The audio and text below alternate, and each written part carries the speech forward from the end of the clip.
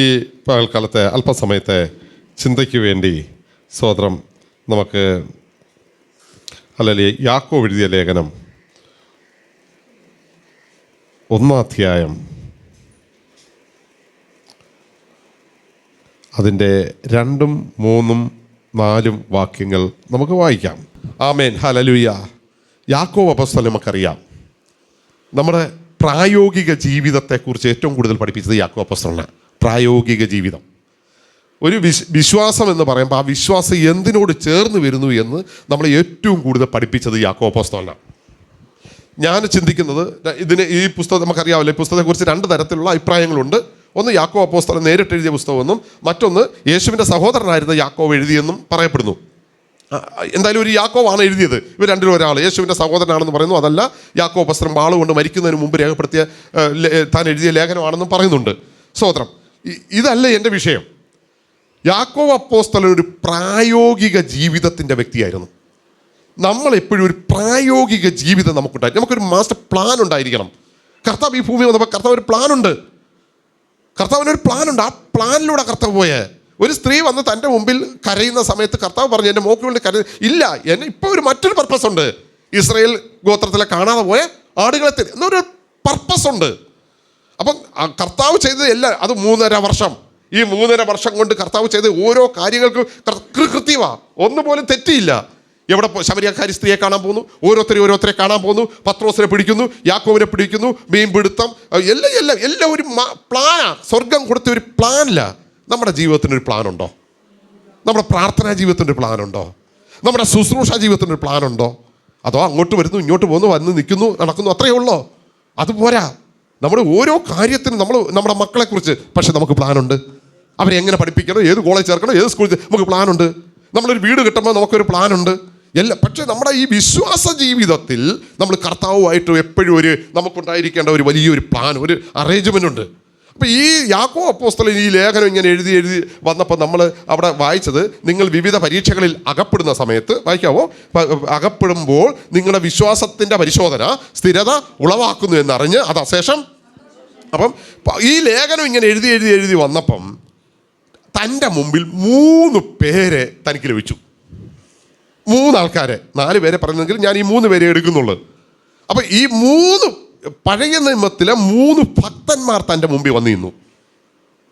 അപ്പം ആ 3 പേരെ വെച്ചുകൊണ്ട് സ്തോത്രം താൻ ലേഖനത്തിൽ അവരുടെ വിശ്വാസത്തിൻ്റെ പ്രത്യേകതയും നമ്മൾ എങ്ങനെ ജീവിക്കണമെന്ന് വെളിപ്പെടുത്തുന്നത്. അതിൽ 1-ാമത്തെ ആൾ ആരാന്ന് അറിയാവോ? അബ്രഹാം. പഴയ നിയമത്തിൽ ഒരുപാട് പേരുണ്ടെങ്കിലും യാക്കോബ് അപ്പോസ്തലൻ എടുക്കുന്ന 1-ാമത്തെ ആളെന്ന് പറയുന്നത് 2-ാം അധ്യായത്തിൻ്റെ 21-ാമത്തെ വാക്യത്തിൽ കാണുന്ന അബ്രഹാമാണ്. 1-ാമത് തൻ്റെ മുമ്പിൽ വന്ന ഒരു കാര്യമാണ് വിശ്വാസം. ഈ വിശ്വാസങ്ങളോട് പറയുമ്പോൾ 3 എക്സാമ്പിൾ എടുത്ത് കാണിച്ചുകൊണ്ട് അവരോട് സംസാരിക്കുന്നത്. 1-ാമത്തെ വിശ്വാസത്തിൻ്റെ ഒരു എക്സാമ്പിളാണ്. 2-ാമത്തെ എന്താണെന്ന് ചോദിച്ചു കഴിഞ്ഞാൽ അത് സഹിഷ്ണുതയുടെ എക്സാമ്പിളാണ്. അതിനൊരാളെ എടുത്തു ഇയ്യോബ്. 3 പ്രാർത്ഥനയുടെ എക്സാമ്പിളാണ്. അതിനൊരാളെ എടുത്ത് ഏലിയാവ്. ഹല്ലേലൂയ. ഈ 3 പേരെ വെച്ചുകൊണ്ടാണ് താൻ ഈ ലേഖനം എഴുതിയേക്കുന്നത്. അപ്പോൾ ഇന്ന് നമ്മുടെ ഈ സമയത്തിനുള്ളിൽ ഈ 3 വിഷയങ്ങളെയും ചിന്തിച്ച് പ്രാർത്ഥിച്ച് അവസാനിപ്പിക്കാനാണ് കർത്താവ് ഞാൻ ആഗ്രഹിക്കുന്നത്. ഒന്ന്, വിശ്വാസത്തെക്കുറിച്ച് താൻ പറയുമ്പം തൻ്റെ മുമ്പിൽ വന്ന വ്യക്തിയാണ് അബ്രഹാം. ഈ അബ്രഹാമിനെ കുറിച്ച് നമുക്കറിയാം. അബ്രഹാമിൻ്റെ ജീവിതത്തിൽ തെറ്റുപറ്റി, പരാജയം പറ്റി, പലതും സംഭവിച്ചിട്ടുണ്ട്, കാര്യങ്ങളൊക്കെ പറ്റിയിട്ടുണ്ട്. പക്ഷെ അവനെ കാണുന്ന സമയത്ത് നാളുകളായി ആ 15-ാം അധ്യായത്തിൻ്റെ 1, 2, 3 ഉൽപ്പത്തി 15-ൻ്റെ 1, 2, 3 ഒന്ന് പെട്ടെന്നൊന്ന് വായിക്കാമോ? 15-ാം അധ്യായം, ഉൽപ്പത്തി പുസ്തകം 15-ാം അധ്യായം.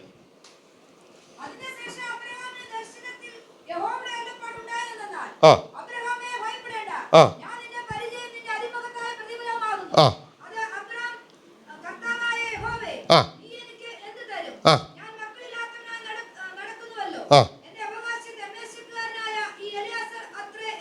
അടുത്ത വാക്യം.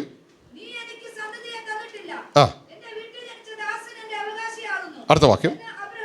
അടുത്ത വാക്യം.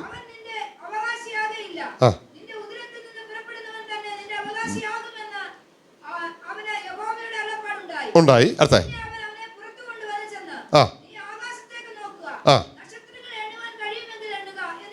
അടുത്ത വാക്യം. അടുത്ത, അവൻ യഹോവയിൽ വിശ്വസിച്ചു. സ്തോത്രം. തൊട്ടു മുമ്പത്തെ അധ്യായമൊക്കെ നല്ല രസമാ. വലിയ പ്രശ്നമുണ്ടാകുന്നു. തൻ്റെ വീട്ടിൽ ജനിച്ചവരും ആയ 318 അഭ്യാസികളുമായി പോയി കാര്യങ്ങളൊക്കെ നടന്നു. എല്ലാം നടന്ന് തിരിച്ച് വന്ന് വീട്ടിലിരിക്കുന്ന അബ്രഹാമിൻ്റെ ഉള്ളിൽ അന്നേരവും കിടക്കുന്ന ഒരു നിരാശയുണ്ട്. തൊട്ട് മുമ്പത്തെ അധ്യായം നമുക്കത് കാണാൻ കഴിയുന്നുണ്ട്. വലിയൊരു നിരാശ. എനിക്ക് മക്കളില്ലല്ലോ. ദൈവം ഇറങ്ങി വന്ന് ചോദിച്ചു, മോനെ നീ കാരണം ഒന്നുകൂടെ ആ 15-ന്റെ 1-ാമത്തെ വാക്യം ഒന്ന് വായിച്ചേ. ഉണ്ടായതെന്തെന്നാൽ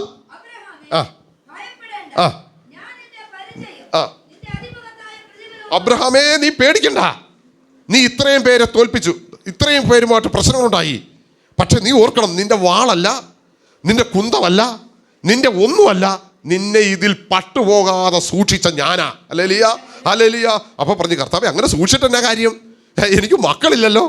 കർത്താവ് പറഞ്ഞു, അവനെ കൈക്ക് പിടിച്ച്, രാത്രിയാ സംസാരിക്കുന്നത് കേട്ടോ, രാത്രിയാ. കാര്യം എന്താ, പുറത്തു കൊണ്ടോ കണ്ടോ, നക്ഷത്രത്തെ കണ്ടോ എന്ന് ചോദിച്ച്. അപ്പോൾ രാത്രി അവരോട് സംസാരിക്കുക, നക്ഷത്രത്തെ കാണിച്ചു കൊടുത്തതോ ഇതുപോലെ സന്തതിയെ തരും. ഹല്ലേലൂയ.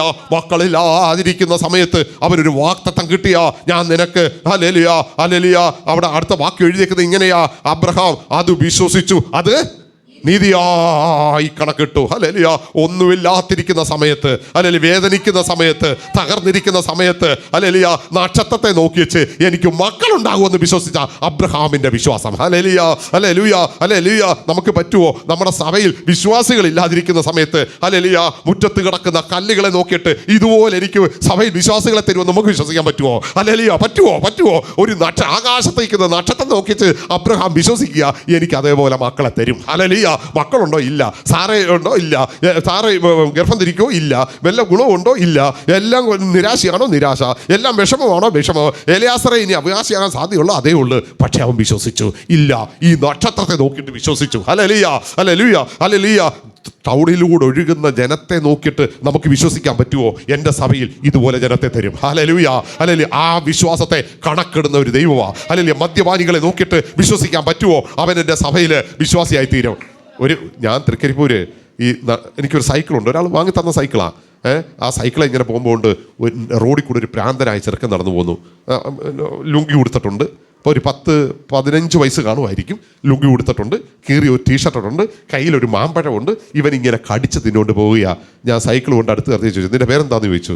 ദൈവാത്മാവ് കേടിയട്ടെ. അത് ഞാൻ പറഞ്ഞു, എൻ്റെ പേര് വിനീഷ്. ഞാൻ ചോദിച്ചത്, നീ എവിടെ താമസിക്കുന്നത്? അത് ഇന്ന സ്ഥലത്ത്.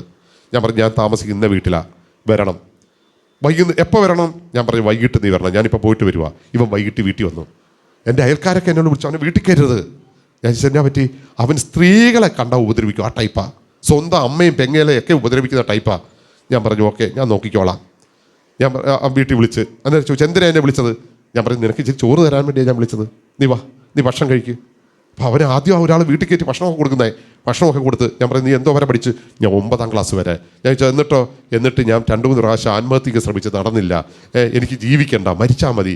ഓക്കെ. ഞാൻ പറയും, ഞായറാഴ്ച നമുക്കിവിടെ ഒരു പ്രാർത്ഥനയുണ്ട്, നീ ഇങ്ങനെ വരരുത്, അത്യാവശ്യം നല്ല ഡ്രസ്സൊക്കെ. അതെന്നെ വീട്ടിൽ കയറ്റത്തില്ല. ഞാൻ പറഞ്ഞു, ഞാൻ നിൻ്റെ വീട് എവിടെയാണെന്ന് പറയാമെങ്കിൽ അല്ലെങ്കിൽ ഞാൻ നിനക്കൊരു മുണ്ടും ഷർട്ടൊക്കെ തരാം. ഞായറാഴ്ച ഇവൻ വന്ന്, ഇവൻ രക്ഷിക്കപ്പെട്ട്, ഇവൻ സ്നാനപ്പെട്ട്, ഇവൻ ഇന്ന് എറണാകുളത്ത് ഒരു സുവിശേഷ വേലക്കാരനെ നമുക്ക് വിശ്വസിക്കാൻ പറ്റുമോ? ഹല്ലേലൂയ, ഹല്ലേലൂയ, ഹല്ലേലൂയ. നമുക്ക് ഇവരെ കണ്ട് വിശ്വസിക്കാൻ കഴിയണം. ദൈവം ഇവരുടെ മേൽ പ്രവർത്തിക്കും. Hallelujah, hallelujah. ഇനി ഒരു തമാശയോടെ അതിൻ്റെ ഇടയ്ക്ക് പറഞ്ഞേക്കാം. ഇവൻ ഇങ്ങനെ സ്നാനപ്പെടാനൊക്കെ പോയിട്ട് വീട്ടിൽ ഭയങ്കര പ്രശ്നമായി. ഞാൻ കൊണ്ട് രഹസ്യത്തിലാണ് സ്നാനപ്പെടുത്തിയത്. ഒരു ദിവസം ഇവൻ്റെ അമ്മ എൻ്റെ വീട്ടിൽ വന്നു. അത് ജോൺസൺ ബ്രദറെ, നിങ്ങൾ എന്താ കാണിച്ചത്? ഞാൻ ചോദിച്ചു, എന്താ കാണിച്ചത്? എൻ്റെ മോനെ നിങ്ങൾ എന്തോ ചെയ്തെന്ന് പറഞ്ഞല്ലോ.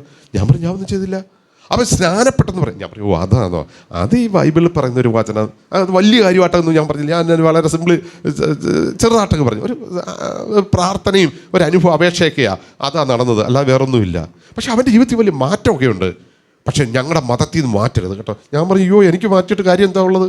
ഒരു കാര്യമില്ല, അവനങ്ങനെ നിന്നോട്ടെ. ഞാൻ പറഞ്ഞു, അപ്പോൾ എന്നാൽ ഞാൻ പൊയ്ക്കോട്ടെ. ഞാൻ പറഞ്ഞു, പോകാൻ വരട്ടെ, ഞാൻ നിങ്ങൾക്ക് വേണ്ടി ഒരു വാക്ക് പ്രാർത്ഥിക്കാം. ഞാൻ ഈ അമ്മയ്ക്ക് വേണ്ടി പ്രാർത്ഥിച്ചു. നളിനി എന്ന പേര്. ആ അമ്മയ്ക്ക് വേണ്ടി ഞാൻ പ്രാർത്ഥിച്ചു. ഈ അമ്മ പോയി. അടുത്ത ഞായറാഴ്ച ഈ സ്നാനപ്പെട്ട ബിനീഷ് അടുത്ത ഞായറാഴ്ച ആരാധനയ്ക്ക് വന്നപ്പം, പാസ്റ്ററെ ഒരു സംഭവം ഉണ്ട് പറയാൻ. ഞാൻ ചോദിച്ചു, എന്നാ സംഭവം? അതെ, എൻ്റെ അമ്മ കഴിഞ്ഞ ദിവസം ശനിയാഴ്ച എന്നോട് പറഞ്ഞു, ഞാനും യേശുവിനോടാണ് പ്രാർത്ഥിക്കുന്നത്. ഞാൻ ചോദിച്ചാൽ പ്രാർത്ഥിക്കുക? അങ്ങനെ പറഞ്ഞ്. ഞാൻ ചോദിച്ചാൽ എന്തോ പറഞ്ഞ്? അതിലും രസം എന്താണെന്ന് ചോദിച്ചാൽ, അപ്പം ഞാൻ അമ്മയോട്, വിനീഷ് പറയാം, ഞാൻ അമ്മയോട് ചോദിച്ച് എങ്ങനെ അമ്മ പ്രാർത്ഥിക്കുന്നതെന്ന്. അന്നേരം പറഞ്ഞ് ഇവരുടെ അപ്പൻ്റെ പേര് വിജയനെന്നാ. അപ്പം വിജയേട്ടനെ വെടിവെക്കണേ, പെങ്ങളുണ്ട്, വിനീതയെ വെടിവെക്കണേ, പിന്നെ അവരുടെ ചേച്ചി അനിയത്തിമാരുണ്ട്, അവരെയൊക്കെ വെടിവെക്കണേ. എന്താ കാര്യം എന്നറിയാവോ? ഞാൻ വിടുവിക്കണേ എന്ന് പ്രാർത്ഥിച്ചാൽ അവർ കേൾക്കണേ വെടിവെക്കണേ എന്ന് ആരെന്നായി പോയി. അപ്പോൾ അവർ ദിവസമായിട്ട് പ്രാർത്ഥിച്ചുകൊണ്ടിരിക്കുക, എൻ്റെ ഭർത്താവിനെ വെടിവെക്കണേ എന്ന് പറഞ്ഞ് നമ്മുടെ ഭാഷ പോലും കാസർഗോഡ് പ്രശ്നമാണെന്ന അർത്ഥം ഞാൻ പറഞ്ഞത്. അല്ലല്ലോ, ഒരു ദിവസങ്ങളായിട്ട് പ്രാർത്ഥിക്കുക, വെടിവെക്കണേ. കാരണം ഞാൻ വിടുവിക്കണമെന്ന് പ്രാർത്ഥിക്കുക, അവർ കേട്ടത് വെടിവെക്കണേ എന്നായി പോയി. അല്ലേലിയ. അന്ന് പിറ്റേന്ന് ഞാൻ ഇവരെ വിളിച്ച്, ഇവർ വന്നപ്പോൾ ഞാൻ പറഞ്ഞ്, നളിനിയേച്ചി അങ്ങനല്ല, വിടുവിക്കണേ. എന്തായാലും ചോദിച്ചാൽ അതെന്തോ സംഭവം? ഞാൻ പറഞ്ഞു മോചിക്കണേ. മലയാളം അതാ കേട്ടോ, നമ്മൾ പെന്തക്കോസ്തുകാരുടെ ഭാഷയെ വിടുവിക്കണേ, അത് മോചിക്കണേ, ആ സംഭവത്തിൽ നിന്ന് അല്ലെങ്കിൽ ആ വിഷയങ്ങളിൽ നിന്ന് മോചിക്കണേ എന്നാ അതിൻ്റെ അർത്ഥം. ആ നളിനിയേച്ചി സ്നാനപ്പെട്ടു. നളിനിയേച്ചിയുടെ ഈ ബിനീഷിൻ്റെ പെങ്ങളുണ്ടായിരുന്നു വിനീത, അവൾ സ്നാനപ്പെട്ടു. ഒരു കുടുംബം മുഴുവൻ കൃപയെ വന്നു. ഞാൻ പറഞ്ഞതിൻ്റെ സാരം, ദൈവം നമ്മൾ ഒരു അബ്രഹാം നോക്കുക. അബ്രഹാം കുറച്ചു നേരം എണ്ണി നോക്കി നക്ഷത്രം. ദൈവം പറയുക, ഇതുപോലെ നിനക്ക് മക്കളെ തരാം, ഈ മക്കളെ തരാമെന്ന് പറയാം. അവൻ അടുത്ത വചനം എഴുതിയേക്കുന്ന അവൻ്റെ ഹൃദയത്തിൽ അവൻ വിശ്വസിച്ചു. അടുത്ത വാക്ക് എഴുതിയേക്കുന്ന അതവന് നീതിയായി, പക്ഷെ അത് നിവർത്തിയാകണം. ഞാൻ പറയുന്നത് മനസ്സിലാകുന്നുണ്ടോ? ഇത് നിവർത്തിക്കണം. ഇത് നീതിയായി കണക്കെട്ടെങ്കിലും അത് അവൻ്റെ ജീവിതത്തിൽ നിവർത്തിയാകണം. നമ്മൾ വായിച്ച യാക്കോബിൻ്റെ ലേഖനത്തിലേക്ക് മടങ്ങി വന്നേ, യാക്കോബിൻ്റെ ലേഖനത്തിലേക്ക് മടങ്ങി വന്നേ. യാക്കോബിൻ്റെ ലേഖനം 2-ാം അധ്യായത്തിൻ്റെ 23-ാമത്തെ വാക്യം വായിച്ചേ. 23.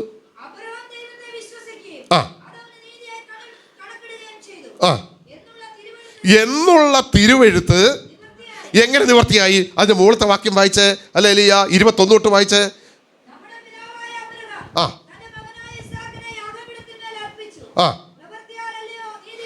എപ്പോഴാണ് ഇത് നിവർത്തിയായെന്ന് ചോദിച്ചാൽ, ഈ മകനെ കൊണ്ട് യാഗപീഠത്തിൽ വെച്ചപ്പോഴാ. ഹല്ലേലൂയ.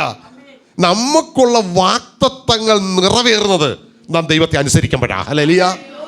ബാക്കി എന്ത് അഭ്യാസം കാണിച്ചാലും വാഗ്ദത്തം നിറവേറത്തില്ല.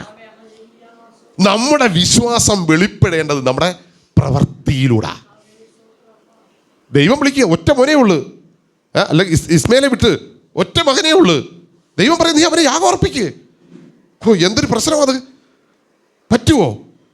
ദൈവം നമ്മൾ ഉൽപ്പത്തി പുസ്തകം 22-ാം അധ്യായം, നീ സ്നേഹിക്കുന്നത് നിന്റെ മകനെ, നിന്റെ ഏകജാതനെ തന്നെ യാഗം അർപ്പിക്ക്. എഴുന്നേറ്റു രാവിലെ, കെട്ടൊക്കെ എടുത്ത്. ഈ ചെറുപ്പക്കാരൻ, ഇവൻ നമ്മൾ വിചാരിക്കുന്ന ആളല്ല, നല്ല ആരോഗ്യമുള്ള ഒരു ചെറുപ്പക്കാരനാ. കാര്യം ഈ വിറകും എല്ലാം കൂടെ ചുമന്ന് ഈ മോറിയാമല കയറിയത് മോനാ. അബ്രഹാം അല്ല വിറക് ചുമന്നേ, യാഗം അർപ്പിക്കാനുള്ള വിറകും ചുമന്ന് ഇവരാ മേളിൽ കയറിയേ. അപ്പൊ ഇത്രയ്ക്കും ആരോഗ്യമുള്ള ഒരു ചെറുപ്പക്കാരൻ നിന്നു കൊടുക്കുക. എന്തിനു വേണ്ടി? കൈ കാലെല്ലാം ബന്ധിക്കാൻ. അയ്യോ, നമ്മുടെ മക്കളെ എങ്ങനെ ഒരു 10-18 വയസ്സായിട്ട് എടാ ഇങ്ങോട്ട് ഇരിക്കണമെന്ന് പറഞ്ഞാൽ അവൻ തിരിച്ചെന്തോ പറയും? ദൈവത്തെ അനുസരിക്കുന്ന ഒരു കുടുംബത്തിലാണെങ്കിൽ നിന്റെ മക്കൾ പോലും നീ പറയുന്ന വിശ്വാസത്തോളം സമർപ്പിക്കപ്പെട്ടവരായി മാറും. ഹല്ലേലൂയ. ഈ മകൻ്റെ മോൻ ഈ വിറകും ചുമന്ന് വന്ന് ചോദിച്ചു, അപ്പാ വിറകുണ്ട്, തീയുണ്ട്, പിന്നെ യാഗമൃഗം എവിടെ? അത് ദൈവം കരുതിക്കൊള്ളും മോനെ. ചോദ്യം തീർന്നു. എന്നോട് ചോദിച്ചു, പാസ്റ്റർ നിങ്ങൾ ഇത്രയൊക്കെ ന്യായം പറഞ്ഞല്ലോ, നിങ്ങൾ ഇത്രയൊക്കെ ഒരു വചനം പറഞ്ഞപ്പോൾ എല്ലാം കഴിഞ്ഞപ്പോൾ എന്നോടൊന്ന് ചോദിക്കുക, നിങ്ങൾ എങ്ങനെയാണ് ജീവിക്കുന്നത്? നിങ്ങൾക്ക് ശമ്പളം ഉണ്ടോ? എനിക്ക് ശമ്പളം ഇല്ല. സപ്പോർട്ടുണ്ടോ? ഞാൻ പറഞ്ഞു ഞങ്ങൾക്ക് സപ്പോർട്ടില്ല. പിന്നെ എങ്ങനെ ജീവിക്കും? ഞാൻ പറഞ്ഞു അതാത് സമയങ്ങളിൽ നമുക്ക് ആവശ്യമുള്ളതൊക്കെ തരുന്ന ഒരു സ്വർഗത്തിലെ ദൈവമുണ്ട്. അപ്പോഴത്തേക്ക് ഈ വലിയ പ്രസംഗികരിയായിരിക്കുന്ന പാസ്റ്ററിൻ്റെ ഭാര്യ എന്നോട് ചോദിച്ചു, അതല്ല പാസ്റ്ററെ, ദൈവം നൂലി കെട്ടിയിറക്കി തരുമോന്ന്. അയ്യോ, എന്തൊരു വിശ്വാസം! പാസ്റ്റർ ഭയങ്കര പ്രസംഗിക്കുന്ന ആളാ. ഭാര്യ ചോദിച്ച ചോദ്യം എന്നോട്, നൂലേ?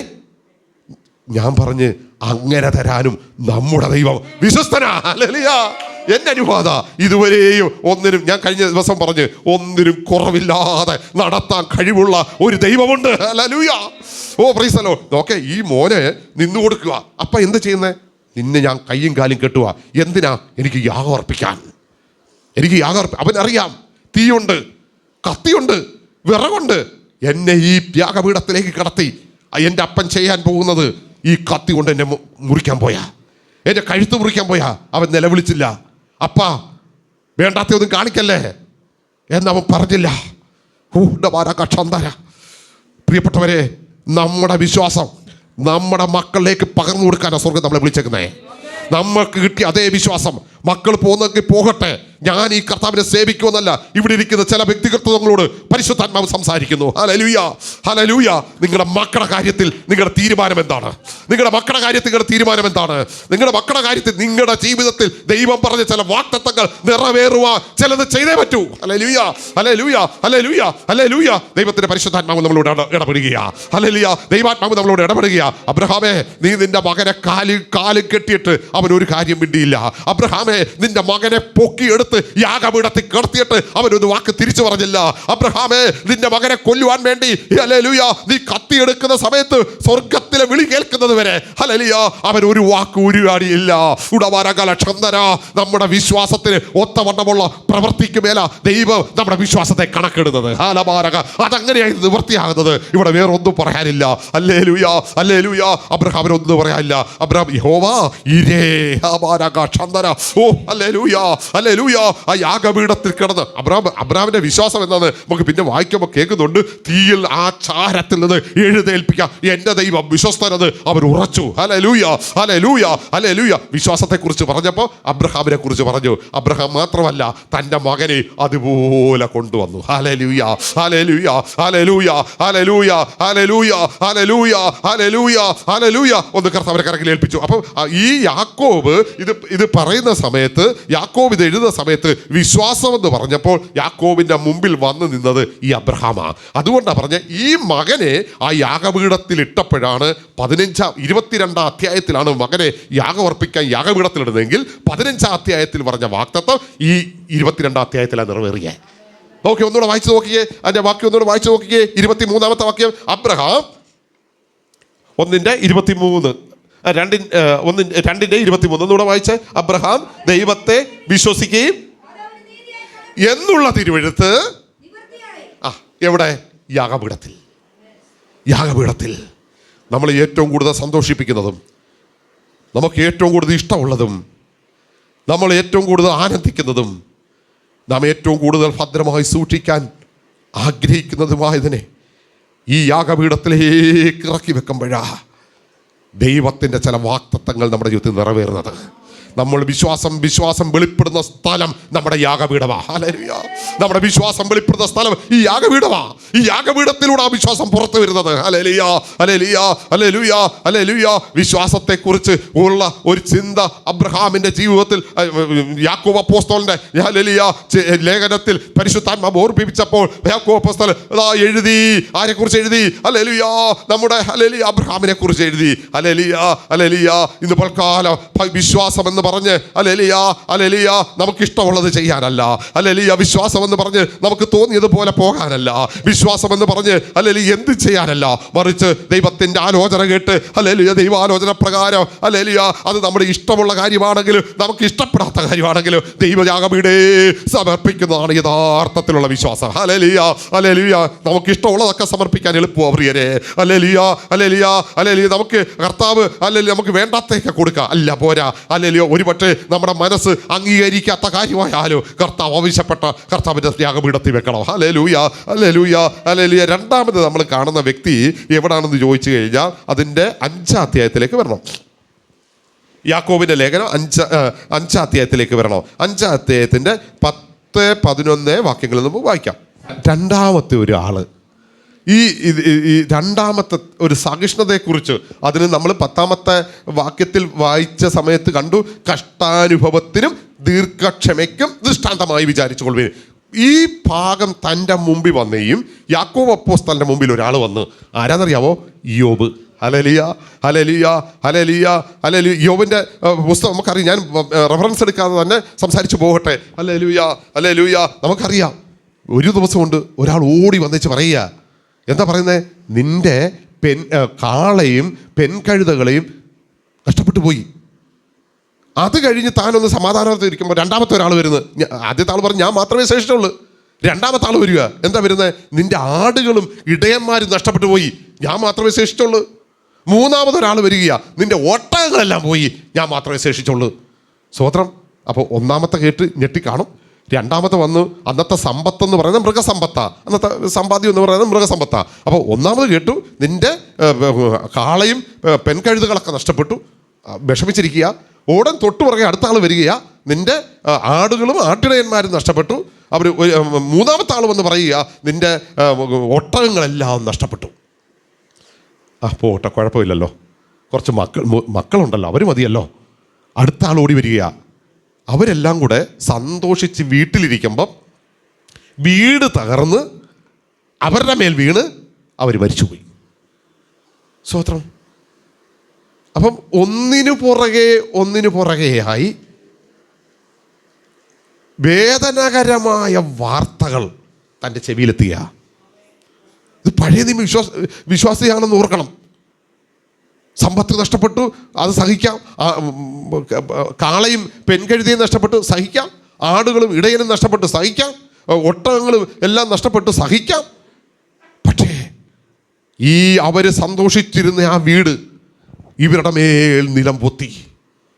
ഈ മക്കളെല്ലാം അവിടെ മരിച്ചുപോയി. ഹല്ലേലൂയ, ഹല്ലേലൂയ, ഹല്ലേലൂയ. നമ്മളതെന്ത് പറയും? എന്നെക്കുറിച്ച് നാട്ടുകാരെന്ത് പറയും? ഞാൻ വിശ്വാസ ജീവിതത്തിൽ ഇറങ്ങിയിട്ട് ഇതാണോ എനിക്ക് ഫലം? നമുക്കൊരു ചെറിയ പനി വന്നാൽ മതി, ചെറിയൊരു രോഗം വന്നാൽ മതി, കയ്യിൽ എവിടെയെങ്കിലും ഒരു ചെറിയ മുഴ പോലെ വന്നാൽ മതി. പണ്ടേ ഇതുപോലെ മുഴ വന്ന് ഒരാൾക്ക് ക്യാൻസർ ആണെന്ന് പറയും, തീർന്നു നമ്മുടെ കഥ. നമുക്ക് ചെറിയ പ്രശ്നം മതി.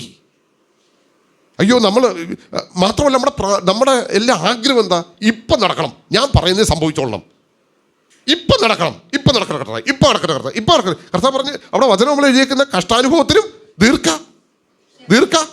നമ്മൾ കാത്തിരിക്കണം. ഇത് കേട്ടപാട് ഈ ഇയ്യോബ് എന്ന ഭക്തൻ എന്താ ചെയ്തെന്ന് അവിടെ എഴുതിയപ്പോൾ ഉണ്ട്. അവനോടൻ അങ്ങോട്ടിരുന്ന് പറഞ്ഞ്, യഹോവ തന്ന് യഹോവ എടുത്ത് അവൻ്റെ നാമം. എന്തൊരു വിശ്വാസമാ, എന്തൊരു വിശ്വാസമാ. ഹല്ലേലൂയ. കുടുംബത്തിൽ അനുസരിക്കാത്ത മക്കളുണ്ടെങ്കിൽ ഒരുപക്ഷെ നമുക്ക് വളരെ വേദന അനുഭവിക്കും. നമ്മുടെ സമ്പത്ത്, നമ്മൾ ദാരിദ്ര്യത്തിൽ ഇരിക്കുമ്പോൾ ഒരുപക്ഷെ നമ്മൾ വേദനിക്കും. ഒരു സുപ്രഭാതത്തിൽ എല്ലാം നഷ്ടപ്പെട്ടു. എന്നാലും ജെയിംസ് പാസ്റ്റർ എന്നോട് ചിലരുടെയൊക്കെ കഥ പറഞ്ഞു. പെട്ടെന്നെല്ലാം നഷ്ടപ്പെട്ടു. ഹല്ലേലൂയ. എത്രയെത്ര വാർത്തകൾ നമ്മൾ കേൾക്കുന്നത്. ജീവിതം അവസാനിപ്പിച്ച ഇയ്യോബ് എന്ന് പറഞ്ഞ ഒരു ഭക്തൻ. ഇപ്പം ആകെ പുള്ളിക്ക് തുണയുള്ളത് ആരാന്നറിയാവോ?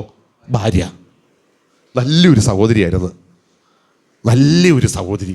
പക്ഷെ പറഞ്ഞത് മോശമായിപ്പോയി. പുള്ളിക്കാരൻ ഇതെല്ലാം കഴിഞ്ഞ് സഹിക്കാം. ഉച്ച മുതൽ ഉള്ളംകാൽ വരെ വ്രണം, പരിക്കൾ വന്ന് പൊട്ടിയിരിക്കുക.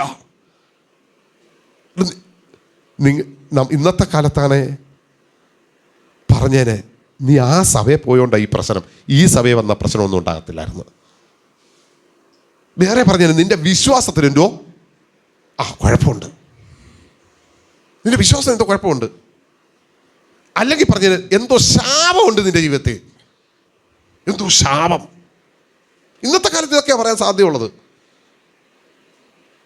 സ്തോത്രം. ഭാര്യ ഇതെല്ലാം കണ്ടേച്ച് പറയുക, കൊള്ളാം, നല്ല മനുഷ്യൻ, നിങ്ങൾക്ക് നാണമില്ലേ മനുഷ്യ? ദൈവത്തെ ത്യജിച്ച് പറഞ്ഞിട്ട് പോയി ചത്തൂടെ? ഹല്ലേലൂയ. നമ്മളൊന്ന് ആലോചിച്ച് നോക്കേ, ഈ ഒരു വിശ്വാസം നമ്മുടെ ജീവിതത്തിലുണ്ടോ?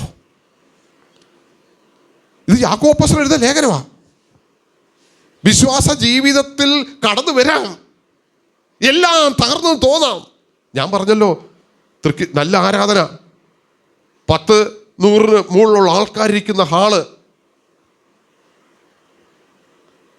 ഒറ്റ ദിവസം കൊണ്ട് ആ ഹോൾ അടച്ചുപോയി. വിശ്വാസികളെ ഉപദ്രവിച്ചു. എല്ലാം ഹൈന്ദവ വിശ്വാസത്തിൽ നിന്ന് വന്നവരാ. വീടുകൾ തോറും കയറി ഇറങ്ങി ഭീഷണിപ്പെടുത്തി. ഞാൻ താമസിക്കുന്ന വീടിന് നേരെ കല്ലെറിഞ്ഞു. എൻ്റെ വീട്ടിനകത്ത് കയറി ഫർണിച്ചറുകൾ അടിച്ചു തീർത്തു. എനിക്ക് ഈ വിശ്വാസമൊക്കെ ഓക്കെയാ. എൻ്റെ മക്കൾ സ്കൂളിലാണ് പഠിക്കുന്നത്. അവരോട് ചോദിക്കും, എടാ നിന്റെ വീട്ടിൽ എന്ത് പറഞ്ഞ പ്രശ്നം? പിള്ളേർക്ക് ഒന്ന് ആലോചിച്ചു. അവരുടെ മാനസികമായി അവർ സ്കൂളിൽ പോകാൻ പോലെ അവർ മടിയായി. പിള്ളേരെല്ലാം ചോദിക്കുക, അത്യാവരി ചോദിക്കുക. ഒന്ന് ആലോചിച്ച് നോക്കിക്കേ. നമ്മുടെ ജീവിതത്തിൽ ഒരു ചെറിയ പ്രശ്നം വന്നാൽ പോലും നമ്മൾ തളർന്നു പോവുക. ഒരു ചെറിയൊരു വേദന വരുമ്പോൾ നമ്മൾ തളർന്നു പോവുക. നമുക്ക് ഹല്ലേലൂയ, ഇയ്യോബിനെ ഒന്ന് നോക്കേ. ഈ ഉച്ച മുതലുള്ള കാൽ വരെ വ്രണങ്ങൾ വന്ന് താനൊരു ഇതുകൊണ്ട് ചുരണ്ടിക്കൊണ്ടിരിക്കുമ്പോഴും കൂട്ടുകാർ വന്ന് ആശ്വാസവാക്ക് പറയാനോ വന്നവരാ. പക്ഷെ പറയുന്നതെല്ലാം വേറെ ആയിപ്പോയി, തിരിഞ്ഞുപോയി. ഒരു ദൈവത്തിൻ്റെ ആത്മാവ് ഇടപെടുക. ഭാര്യ പോലും തള്ളിപ്പറഞ്ഞ അനുഭവം. ഇയ്യോബ് ചോദിച്ചു, നീ ഒരു പൊട്ടിയെ പോലെ എന്താ വർത്താനം പറയുന്നേ? നിനക്ക് ദൈവത്തിൽ നിന്ന് ഇതെല്ലാം നമുക്ക് കിട്ടിയതല്ലേ? ഒരു ആശ്വാസവാക്ക് പറയാൻ പോലും ഒറ്റ ആളുമില്ലാത്ത ഒരു സാഹചര്യം. ദൈവവചനം കേൾക്കുന്ന പ്രിയപ്പെട്ടവരെ, ജീവിതത്തിൽ ഒറ്റപ്പെടൽ അനുഭവിക്കുന്നുണ്ടോ? ഒരു കാര്യം പോലും തുറന്നു പറയാനില്ലാതെ, ഒരാൾ പോലും ഇല്ലാതെ നാം വേദനിച്ച സാഹചര്യങ്ങളുണ്ടോ?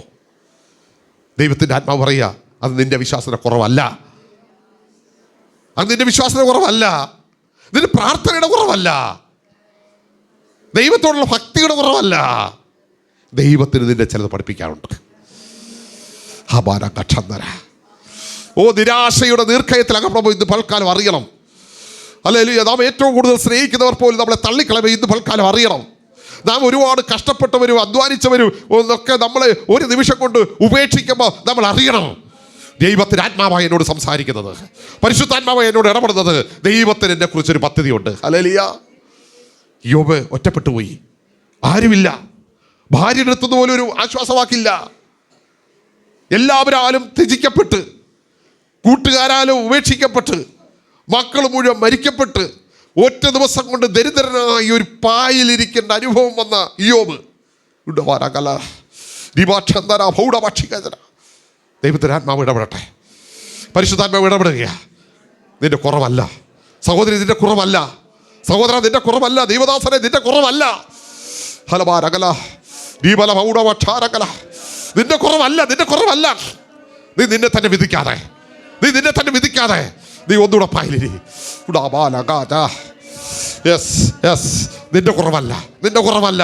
ഈ പ്രശ്നങ്ങൾ നിന്റെ കുറവ് കൊണ്ടല്ല. നീ ഒറ്റപ്പെടുന്നത് നിന്റെ കുറവ് കൊണ്ടല്ല. നിന്നെ അനുഗ്രഹിക്കാൻ ദൈവത്തിന് പദ്ധതിയുണ്ട്. നിന്റെ സ്ഥിതിയെ മാറ്റാൻ ദൈവത്തിന് പദ്ധതിയുണ്ട്. നിന്നെ അനുഗ്രഹിക്കാൻ ദൈവത്തിന് പദ്ധതിയുണ്ട്. ഹല്ലേലൂയ. നിന്നെ രൂപാന്തരപ്പെടുത്താൻ ദൈവത്തിന് പദ്ധതിയുണ്ട്. ഇതൊരു പരീക്ഷയാ, ഇതൊരു പരീക്ഷയാ. ഹല്ലേലൂയ. ഇത് നീ അക്കരെ കടക്കണം, നീ അപ്പുറം കടക്കണം. ഇവിടെ കൂടെ അവസാനിപ്പിക്കരുത്, ഇവിടെ കൂടെ നിർത്തരുത്. ഓ അബ്ബാല കക്ഷന്തര. ഹല്ലേലൂയ, ഹല്ലേലൂയ, ഹല്ലേലൂയ, ഹല്ലേലൂയ, ഹല്ലേലൂയ, ഹല്ലേലൂയ, ഹല്ലേലൂയ, ഹല്ലേലൂയ. ഇവിടെ കൂടെ അവസാനിപ്പിക്കല്ലേ. ഓ അല്ലെ, നിന്നെ വേണം ദൈവത്തിന്, നിന്റെ ദൈവത്തിന് വേണം. നീ ദൈവത്തിൻ്റെയാ, നീ ദൈവത്തിനുള്ളവനാ, നീ ദൈവത്തിനുള്ളവനാ. Hallelujah, hallelujah. ഇതൊന്നും വെറുതെ അല്ല. Hallelujah, hallelujah. നിന്നെ വിധിക്കുന്നവർ കാണും, നിന്നെ കളിയാക്കുന്നവർ കാണും, ഇറങ്ങി തിരിച്ചിട്ട് എന്താ ഇത് ചോദിക്കുന്നവർ കാണും. Oh praise the Lord, praise the Lord, praise the Lord, praise the Lord. നിന്റെ സ്ഥിതിയെ മാറ്റാൻ ദൈവത്തിന് പദ്ധതിയുണ്ട്.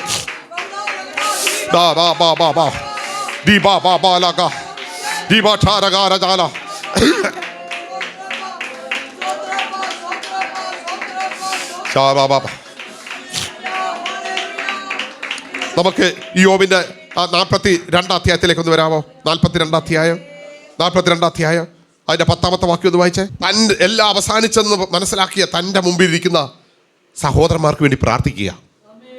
സഹോദരന്മാർക്ക്, കർത്താവേ എനിക്ക് തരണേ, എനിക്ക് തരണേ, എനിക്ക് തരണേ എന്നല്ല. അവിടെ വചനം എഴുതിയിരിക്കുന്നത് 42ന്റെ 10ാമത്തെ വാക്യത്തിൽ എഴുതിയിരിക്കുന്നത്. ഒന്നുകൂടെ വായിച്ച ആ വാക്യം. തൻ്റെ സ്നേഹിതന്മാർക്ക് വേണ്ടി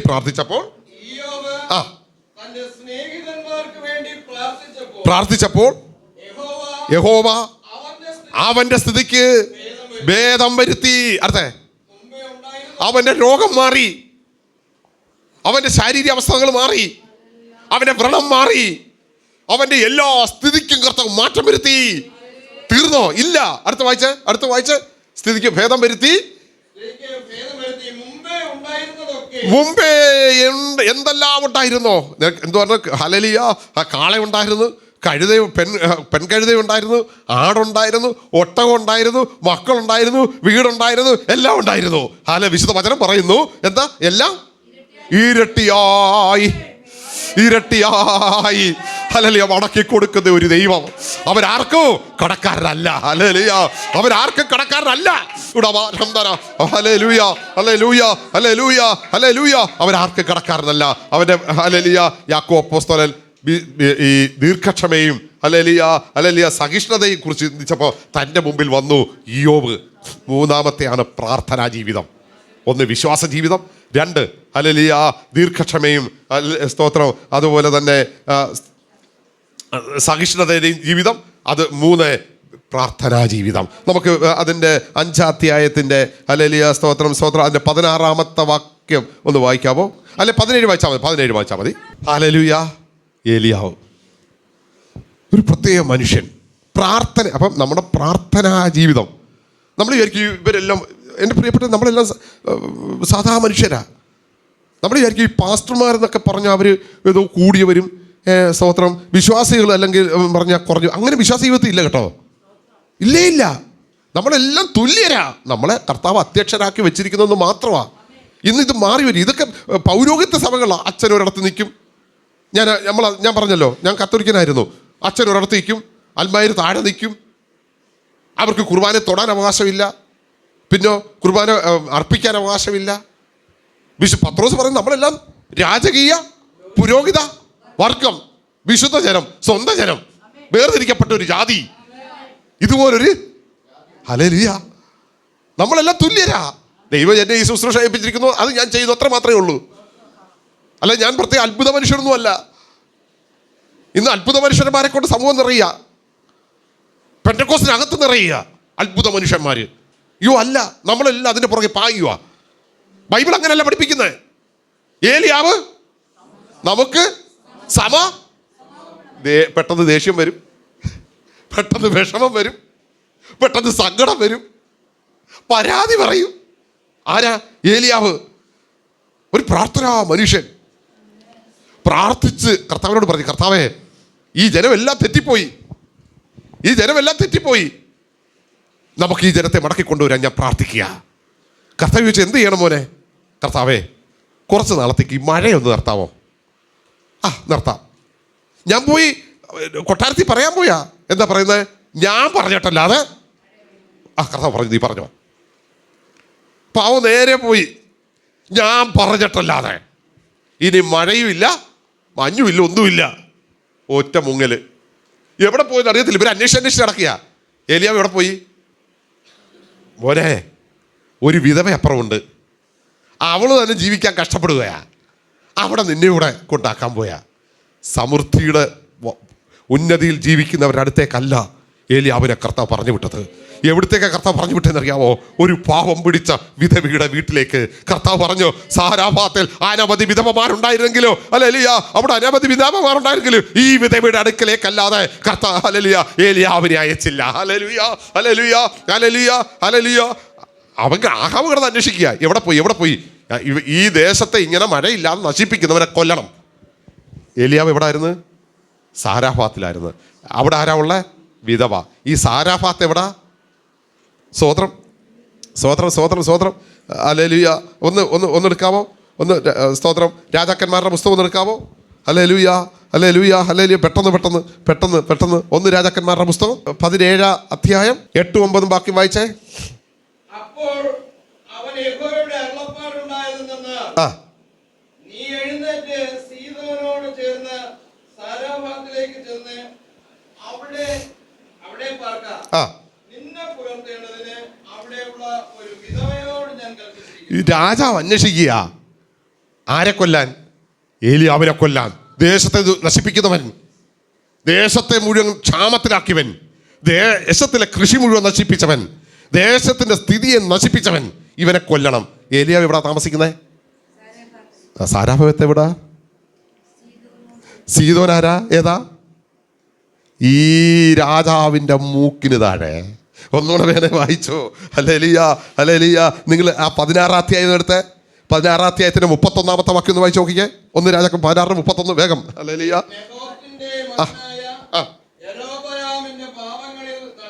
ഒന്ന് രാജാക്കന്മാർ 16-ാം അധ്യായത്തിന് 30 യൊരോബാമിന്റെ പാവങ്ങൾ നടക്കുന്ന പോരാ എന്ന് തോന്നുമാറ് വായിച്ചോ. അവൻ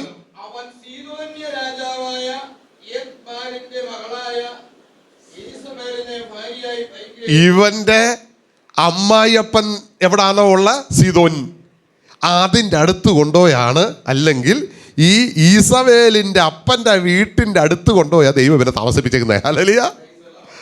ദൈവം ആരാ? കിടന്ന് അന്വേഷിക്കുക. അന്വേഷിക്കുക, എവിടെ പോയി. ഇവളുടെ അപ്പന്റെ വീടിന്റെ കീഴിൽ താമസമുണ്ട്. ആരാ? ഏലിയാവ്. കാര്യം ഏലിയാവ് എവിടെ? സീദോനിലെ രാജാവാരാ? ഈ ഇസബേലിന്റെ അപ്പൻ. നമ്മൾ അറിയണം എൻ്റെ പ്രിയരെ, ശത്രുവിൻ്റെ മൂക്കിന് താഴെ കൊണ്ട് ഏലിയാവിനെ താമസിപ്പിച്ചേക്കുക. പക്ഷെ അവൻ ബാക്കി എല്ലായിടത്തും അന്വേഷിച്ച്, സ്വന്തം വീട്ടിൽ അന്വേഷിച്ചില്ല, സ്വന്തം സ്ഥലത്ത് അന്വേഷിച്ചില്ല. അവിടെ ഉണ്ട് ഏലിയാവ്. ഹല്ലേലൂയ. ഏലിയാവ് അവിടെ ഇരിക്കുക. കുറച്ച് മൂന്ന് വർഷം കഴിഞ്ഞപ്പോഴത്തേക്ക് 18-ാം അധ്യായത്തിൻ്റെ സ്തോത്രം 1-ാമത്തെ വാക്യം ഒന്ന് വായിച്ച. 18 3 വർഷമായപ്പോൾ ദൈവം പറഞ്ഞ്, മോനെ ഞാനിവിടെ മഴ പെയ്യിക്കാൻ പോയാ, നീ പോയി പറഞ്ഞു.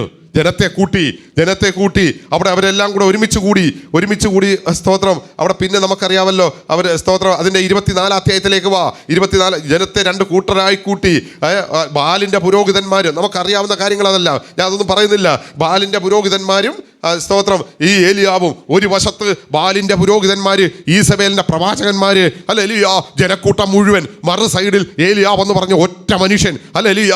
ഇങ്ങനെ നിൽക്കുക. ഹല്ലേലൂയ. അന്യദേവനെ സേവിച്ച് അവനെ ആരാധിക്കുന്ന, ഒരുപക്ഷെ അവർ പ്രാർത്ഥിച്ചപ്പോൾ ഇതുപോലെ ഇറങ്ങി വന്നിട്ടുണ്ടായിരിക്കും തീയൊക്കെ. അതുകൊണ്ട് അവർ ഇത്രയും കിടന്ന് തുള്ളിക്കളഞ്ഞ് ബഹളമിറക്കി. ഒരുപക്ഷെ മഴയൊക്കെ ഇവർ പ്രാർത്ഥിച്ചപ്പോൾ പണ്ട് ഹല്ലേലൂയ തീയൊക്കെ ഇറങ്ങിയിട്ടുണ്ടായിരിക്കാം. പിശാചിനും തീ ഇറക്കാമല്ലോ. ഹല്ലേലൂയ. പക്ഷേ ഏലിയാവെന്ന ദൈവവൃത്യന്റെ അവിടെ പ്രാർത്ഥനയോടെ നിന്ന് കഴിഞ്ഞപ്പോൾ പൈശാചിക ശക്തികൾ മുഴുവൻ തകർന്നു പോയി. ഹല്ലേലൂയ. അന്യാരാധന ബന്ധനങ്ങൾക്ക് അവർ പൂജ നടത്തിയിട്ടും ഗുണമില്ല, അവർ ആരാധിച്ചിട്ടും ഗുണമില്ല, അവർ തുള്ളിയിട്ടും ഗുണമില്ല, അവർ ശരീരം മുറിച്ചിട്ടും ഗുണമില്ല, ഒന്നും ചെയ്തിട്ട് പ്രശ്നമില്ല. കാര്യം എന്താ അറിയാമോ? ഇപ്പൊ ഒരു അഭിഷിക്തൻ നിപ്പുണ്ട്. ഹല്ലേലൂയ. അഭിഷിക്തന്റെ മുന്നിൽ പിടിച്ചു നിൽക്കാൻ പറ്റുന്നില്ല. ഹല്ലേലൂയ. അഭിഷിക്തന്റെ മുമ്പിൽ മന്ത്രവാദ ശക്തികൾ തകരാൻ തുടങ്ങി. അഭിഷിക്തന്റെ മുമ്പിൽ അന്യാരാധനകൾ തകരാൻ തുടങ്ങി. അഭിഷിക്തന്റെ മുമ്പിൽ പൂജാ കർമ്മങ്ങൾ തകരാൻ തുടങ്ങി. ഹല്ലേലൂയ. നീ ഒരു അഭിഷിക്തനാണോ? നിന്റെ ദേശത്ത് പോലും പൈശാചിക ശക്തികൾ വിജയിക്കത്തില്ല. ഹല്ലേലൂയ. നിന്റെ വീട്ടിൽ വിജയിക്കത്തില്ല. ഹല്ലേലൂയ. നിന്റെ ദേശത്ത് വിജയിക്കത്തില്ല. രണ്ടിടത്ത് നിൽക്കുക, അപ്പുറം ഇപ്പുറമൊക്കെ നിൽക്കുക. ഹല്ലേലൂയ. ഇനി അടുത്ത ഏലിയാവ് എന്താ ചെയ്തതറിയാവോ? ഏലിയാവിന്റെ സമയം വന്ന് ഏലിയാവ് ഹല്ലേലൂയ ഇസ്രായേൽ ഗോത്രത്തിനനുസരിച്ച് 12 കല്ലെടുത്ത് യാഗപീഠം ഒരുക്കി. അവിടെ നോക്കിക്കേ, എഴുതിയപ്പോൾ ഉണ്ട്. ഹല്ലേലൂയ. വേണമെങ്കിൽ വേഗത്തിൽ ഒന്ന് വായിച്ച്. ഹല്ലേലൂയ 29-ാമത്തെ വാക്യം തൊട്ട് അതിന്റെ 18-ന്റെ 29 തൊട്ട് വേഗം ഒന്ന് വായിക്കാവോ? ഇതെല്ലാം നിങ്ങൾ നോക്കണം, വചനപ്രകാരമാ. മനസ്സിൽ തോന്നിയതും ചിന്തയിൽ തോന്നിയപ്പോൾ പ്രാർത്ഥിച്ചപ്പോൾ ഉണ്ടായെന്നും പറഞ്ഞല്ല. നമ്മൾ അറിയണം, വചനത്തിലാ. എവിടെ ദൈവപ്രവൃത്തി വെളിപ്പെടുന്നത്? ദൈവവചനത്തിൽ. എവിടെ ദൈവപ്രവൃത്തി വെളിപ്പെടുന്നത്? വചനപ്രകാരം. വചനത്തിന് ഇടത്തോട്ടോ വലത്തോട്ടോ അബ്രഹാം മാറാതിരുന്നപ്പോൾ അബ്രഹാമിനെ അനുഗ്രഹിച്ചു. വചനപ്രകാരം കർത്താവിന് വേണ്ടി ഇയ്യോബ് ഉറച്ചിരുന്നപ്പോൾ ഇയ്യോബിന്റെ സ്ഥിതി അവസ്ഥകളെ മാറ്റി. ഒരു ഭക്തൻ ഉച്ചത്തിൽ വിളിച്ച് പറയാ, ഇതൊന്നും എൻ്റെ മനസ്സിൽ തോന്നിയതല്ല, എൻ്റെ വികാരത്തിൽ തോന്നിയതല്ല, എൻ്റെ ഇഷ്ടത്തിൽ തോന്നിയതല്ല, വീട്ടിൽ ഇരുന്നപ്പോൾ ഞാൻ എഴുതി തയ്യാറാക്കിയതല്ല, ഇത് നീ എന്നോട് പറഞ്ഞിട്ട് ഞാൻ ചെയ്തയാ. അപാര ദൈവസ്വരം കേട്ടിട്ടാ നിൽക്കുന്നത്. തകർക്കാൻ പറ്റുമോ? കൂടാവാ. പറ്റത്തില്ല. കാരണം ഇത് ദൈവസ്വരം. ഇത് ഞാൻ നിന്റെ ദാസനെന്നും നോക്കെ വായിച്ചേ. വായിക്കാവോ? ഞാൻ നിന്റെ ഞാൻ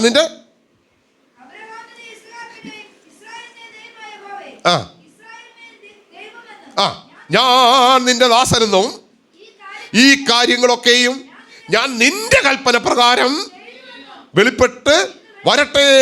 അടുത്തേ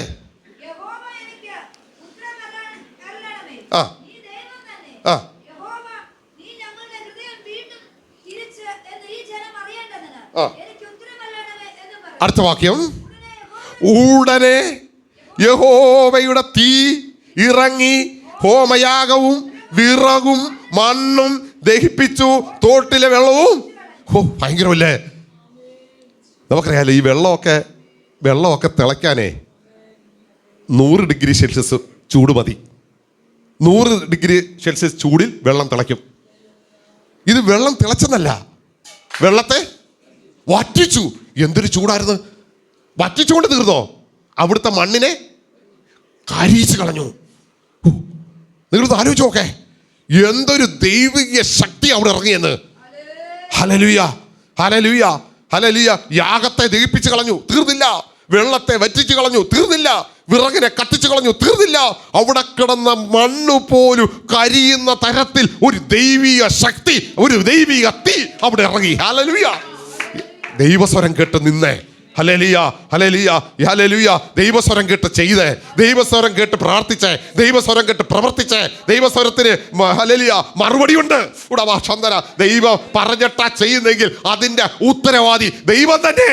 ഉടവാ, ഓ ഹല്ലേലൂയ, ഹല്ലേലൂയ, ഹല്ലേലൂയ, ഹല്ലേലൂയ. ദൈവം അത്ഭുതം ചെയ്യൂ, ദൈവം അത്ഭുതം ചെയ്യൂ, ദൈവം അത്ഭുതം ചെയ്യൂ. അടുത്ത പറയുന്ന ഒരു കാര്യമുണ്ട്. ഇതെല്ലാം കഴിഞ്ഞിട്ട് കോൻ പറഞ്ഞു, വലിയ മഴയുടെ 6 മാസമായല്ലേ, 3 വർഷം 6 മാസവും വലിയ മഴയുടെ മുഴക്കം ഞാൻ കേൾക്കുന്നുണ്ട്. ഹല്ലേലൂയ, ഹല്ലേലൂയ, ഹല്ലേലൂയ. രാജാവിന് കേൾക്കാൻ പറ്റാത്തത്, അവിടുന്ന് ജനത്തിന് കേൾക്കാൻ പറ്റാത്തത്, ഹല്ലേലൂയ, മറ്റാർക്കും കേൾക്കാൻ പറ്റാത്ത ഒരു ആരവം അപ്പുറം ഉണ്ട്. ഹല്ലേലൂയ, പ്രാർത്ഥിക്കുന്ന ദൈവ പൈതലിന് അത് കേൾക്കാൻ കഴിയും. ഹലബാലബ, ഓ ഹല്ലേലൂയ, ഹല്ലേലൂയ, ഹല്ലേലൂയ, ഹല്ലേലൂയ. ഏലിയാവ് പറയുന്നു 41-ാമത്തെ വാക്യത്തിൽ ഏലിയാവ് പറയുന്നു, നീ ചെന്ന് ഭക്ഷിച്ച് പാനം ചെയ്യുക. വലിയ മഴയുടെ ഹല്ലേലൂയ, ഹല്ലേലൂയ, കാർമേഘമില്ല. ഓ സ്തോത്രം, സ്തോത്രം. കാർമേഘമില്ല, മഴമേഘമില്ല, ഒന്നുമില്ല. പക്ഷെ ഏലിയാവ് പറയുക, ഞാനൊരു മുഴക്കം കേൾക്കുന്നു. ഹല്ലേലൂയ, ഹല്ലേലൂയ, ഹല്ലേലൂയ, ഹല്ലേലൂയ. അത് ചെറിയൊരു മഴയുടെ മുഴക്കമല്ല, വലിയൊരു മഴയുടെ മുഴക്കം ഞാൻ കേൾക്കുന്നു. Oh praise the Lord, praise the Lord, praise the Lord. വചനമനുസരിച്ച് നിന്നേ, വചനപ്രകാരം നിന്നേ, വചനപ്രകാരം പ്രാർത്ഥിച്ചേ, വചനപ്രകാരം ആലോചന ചോദിച്ചേ. ഹല്ലേലൂയ, ഹല്ലേലൂയ. നമുക്ക് വേണ്ടിയുള്ള ഒരു മഴ ഹല്ലേലൂയ അപ്പുറം ഒരുങ്ങുന്നുണ്ട്. ഹല്ലേലൂയ, ഹല്ലേലൂയ, ഹല്ലേലൂയ. ഈ മുഴക്കം കേട്ട മഴ വരാൻ വേണ്ടി ഈ മനുഷ്യൻ ഹല്ലേലൂയ മുട്ടുമേൽ നിന്ന് കാലില് തലയെ വെച്ച് 1, 2, 3, 4 പ്രാവശ്യം പ്രാർത്ഥിച്ചുകൊണ്ടിരിക്കുക. എന്തിനാ? ഈ മുഴക്കേട്ട മഴ ഇവിടെ നിന്ന് വെളിപ്പെടണം. Hallelujah, hallelujah. തന്റെ ശിഷ്യനോട് പറഞ്ഞ് പോയി നോക്ക്. അവൻ തിരിച്ചു വന്ന് ഒന്നുമില്ല. ശിഷ്യനോട് പറഞ്ഞ് വീട്ടിൽ നോക്ക്. തിരിച്ചു വന്ന് ഒന്നുമില്ല. വീട്ടിൽ പറഞ്ഞ് നീ പോയി നോക്ക്. ഇല്ല, ഇല്ല. 2ആയി, 3ആയി, 4ആയി, 5ആയി, 6ആയി. 7ാമത്തെ പ്രാവശ്യം ഇവ വന്നേച്ച് പറയാ, ദൈവവാസനെ വലിയ ഗുണമൊന്നുമില്ല, ഇത്രേ ഉള്ള ഒരു കൈപ്പത്തി പോലെ എന്തോ ഒരു സാധനം ദാ പൊങ്ങി വരുന്നുണ്ട്. ഏലിയ പറയാ, ഹല്ലേലൂയ, ഹല്ലേലൂയ. ഈ കൈപ്പത്തി പോലുള്ള മേഘം മതി ഈ ആകാശം മുഴുവൻ നിറഞ്ഞ് ഒരു വലിയ മഴയായി തീരാൻ. ഹല്ലേലൂയ, ഹല്ലേലൂയ, ഹല്ലേലൂയ, ഹല്ലേലൂയ. ഒന്ന് കർത്താവിന്റെ കരങ്ങളിൽ ഏൽപ്പിച്ച്, ഇന്ന് കർത്താവിന്റെ കരങ്ങളിൽ സമർപ്പിച്ച്, കർത്താവിന്റെ കരങ്ങളിൽ നിന്ന് വിട്ടുകൊടുത്തേ. ഹല്ലേലൂയ, ഹല്ലേലൂയ, ഹല്ലേലൂയ, ഹല്ലേലൂയ. വചനപ്രകാരം പ്രാർത്ഥിക്കുന്ന ദൈവവൈതലേ, നിനക്ക് വേണ്ടി വലിയൊരു മഴയുടെ മുഴക്കം വെച്ചിട്ടുണ്ട്. ഹല്ലേലൂയ. ദൈവവചനപ്രകാരം നിലനിൽക്കുന്ന ദൈവവൈതലേ, നിനക്ക് വേണ്ടി വലിയൊരു മഴയുടെ മുഴക്കം ദൈവം വെച്ചിട്ടുണ്ട്. ഹല്ലേലൂയ, ഹല്ലേലൂയ. ചില ദൈവദാസന്മാരോട് ഞാനൊരു ആലോചന പറയട്ടെ. Hallelujah, hallelujah. 1, 2, 3 പേരെയാ നിങ്ങൾ കാണുന്നെങ്കിലും വലിയൊരു കൂട്ടം ജനത്തെ നിങ്ങൾക്ക് വേണ്ടി ദൈവം വെച്ചിട്ടുണ്ട്. ഹല്ലേലൂയ, ഹല്ലേലൂയ, ഹല്ലേലൂയ, ഹല്ലേലൂയ. സഭയിലുള്ള ആൾക്കാരുടെ എണ്ണത്തെ അല്ല നോക്കേണ്ടത്, അതിനപ്പുറമായി ദൈവം ചിലത് വെച്ചിട്ടുണ്ട്. നിങ്ങൾ ഒരു മുഴക്കം കേൾക്കുന്നു, ഒരു മുഴക്കം കേൾക്കുന്നു, ഒരു മുഴക്കം കേൾക്കുന്നു. ആ മുഴക്കം വെളിപ്പെടണമെങ്കിൽ പ്രാർത്ഥന ആവശ്യമാണ്. ഓ, നിന്റെ കൂടുള്ളവർക്ക് കണ്ടില്ലെങ്കിലും മറ്റാരും ഗ്രഹിച്ചില്ലെങ്കിലും നീ മാത്രം കേൾക്കുന്ന സ്വരമാത്. Hallelujah, hallelujah. അപ്പുറം ഒരു മഴയുടെ മുഴക്കമുണ്ട്. ഹല്ലേലൂയ, ഹല്ലേലൂയ, ഹല്ലേലൂയ. യാക്കോബ് അപ്പോസ്തലൻ തന്റെ ഭക്തന്മാർക്ക് വേണ്ടി, തന്റെ സഭയ്ക്ക് വേണ്ടി കത്തെഴുതുമ്പോൾ തന്റെ മുന്നിൽ വന്ന 3 വ്യക്തിത്വങ്ങൾ. ഹല്ലേലൂയ. വിശ്വാസം അബ്രഹാം. ഹല്ലേലൂയ, ഹല്ലേലൂയ. ദീർഘക്ഷമയ്ക്കോ ഹല്ലേലൂയ ആയി ദാ ഒരാൾ നിൽക്കുക. ഹല്ലേലൂയ. ആരാ? ഇയ്യോബ്. ദാ പ്രാർത്ഥന മനുഷ്യൻ. ദാ ആരാധിക്കുന്ന ഏലിയാവ്. എൻ്റെ പ്രിയപ്പെട്ടവരെ, പ്രതികൂലങ്ങൾ വരുമ്പോൾ, വേദന വരുമ്പോൾ, നിരാശ വരുമ്പോൾ, ഹല്ലേലൂയ, വിഷമങ്ങൾ വരുമ്പോൾ തളരരുത്, നിരാശപ്പെട്ടു പോകരുത്, പിന്മാറരുത്, പ്രാർത്ഥന അവസാനിപ്പിക്കരുത്. നിങ്ങൾക്ക് വേണ്ടി ദൈവം ചിലത് കരുതിയിട്ടുണ്ട്. ഹല്ലേലൂയ, ഹല്ലേലൂയ, ഹല്ലേലൂയ. കർത്താവ് നമ്മെ ഓരോരുത്തരെയും സഹായിക്കട്ടെ, അനുഗ്രഹിക്കട്ടെ.